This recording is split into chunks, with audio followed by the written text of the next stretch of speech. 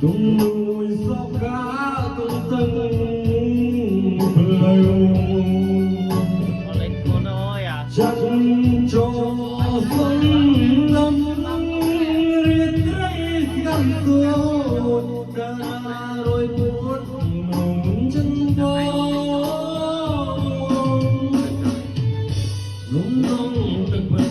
dài trắng mô mình xuống cây nắng sương ai một giờ mình gần ngay khó biết vơi và bay đâu ngó trời trọn mắt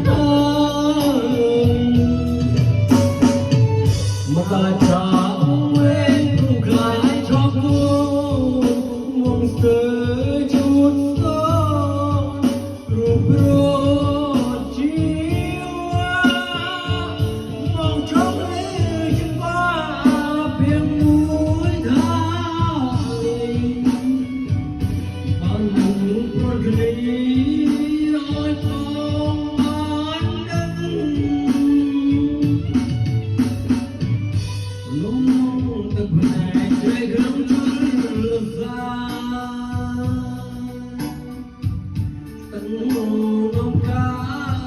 lối tam tình